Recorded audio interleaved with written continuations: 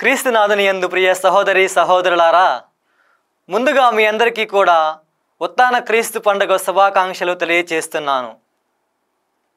ఈనాడు మనం ధ్యానించబోయే అంశం ఉత్థాన ప్రభువుతో మన ప్రయాణం. ప్రియ మిత్రులారా, క్రీస్తు ప్రభు ఉత్థానం సర్వ మానవాళిని ప్రభావితం చేసింది. క్రీస్తు ప్రభుని ఉత్థానం ద్వారా ప్రపంచం క్రైస్తవత్వంలో ఉన్న గొప్పతనాన్ని మరియు క్రీస్తే నిజమైన దేవుడని తెలుసుకొనగలిగింది. క్రీస్తు తిరిగి లేచెను, ఆయన జీవంతో లేచెను, పాపపు ముళ్ళును విరిచి విజయానికి దారి చూపెను. ఆయన ఉత్థానం ఒక ప్రభంజనం. ఆయన ఉత్థానం మన రక్షణకు మూలం. ఇంకా ఆయన ఉత్థానం మన విశ్వాసానికి కారణం. ఆయన ఉత్థానం మనకు ఈ జీవితం తర్వాత మరొక జీవితం ఉందని తెలపడానికి ఒక నిదర్శనం.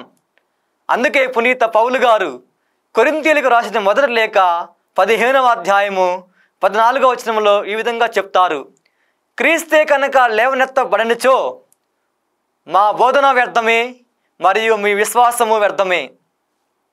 అంతటి ప్రభావం కలిగిన యేసు ఉత్థాన దర్శనాన్ని మగ్దల మరియ గారు పొందుకున్నారు. ఈ విషయాన్ని సువార్తికుడైన యోహాను గారు తన సువార్తలో 20వ అధ్యాయము 11వ వచనం నుండి 18వ వచనం వరకు పొందుపరిచారు. ఎవరు ఈ మగ్దల మరియ అని మనం ధ్యానిస్తే, లూకా సువార్త 8వ అధ్యాయము 2వ వచనం ప్రకారం ఈమె 7 దెయ్యముల నుండి విముక్తి పొందిన స్త్రీ. ఈమె క్రీస్తును అనుసరించక ముందు పాత జీవితంలో అనగా పాపములో జీవిస్తూ ఉంది. ఎప్పుడైతే క్రీస్తును వెంబడించిందో, ఎప్పుడైతే తన జీవితాన్ని తన ప్రభునితో ప్రారంభించిందో, అప్పుడు ఆమె జీవితం వెలుగులోకి తీసుకురాబడింది. ప్రియ సహోదరి సహోదరులారా, ఈనాటి సువార్తలో మగ్దల మరియ దేవదూతలతో, క్రీస్తు ప్రభువుతో, ప్రభు శిష్యులతో సంభాషించడాన్ని మనం గమనించవచ్చు.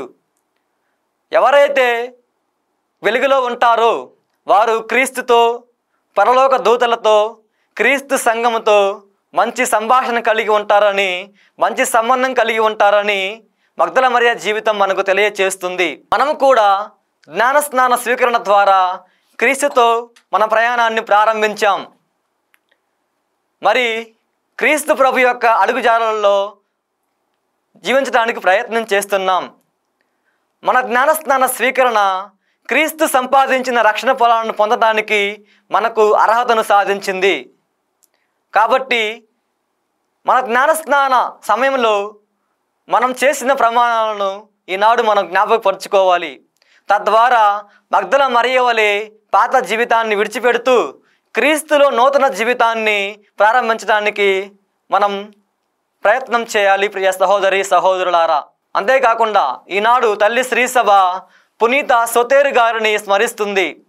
ఈయన శ్రీసభ పాపుగారుల పరంపరలో 12వ వారు. క్రీస్తుకై వేద సాక్షి మరణం పొందారు. శ్రీసభను తప్పుడు సిద్ధాంతాల నుండి రక్షించారు. కనుక పునీత సోతేరు గారి ప్రార్థన సహాయాన్ని కోరుకుంటూ క్రీస్తు ప్రభువుతో మన విశ్వాస ప్రయాణాన్ని కొనసాగిస్తూ ఆయన సంపాదించిన రక్షణను స్వీకరించడానికి ప్రయత్నం చేద్దాం. ఆమేన్.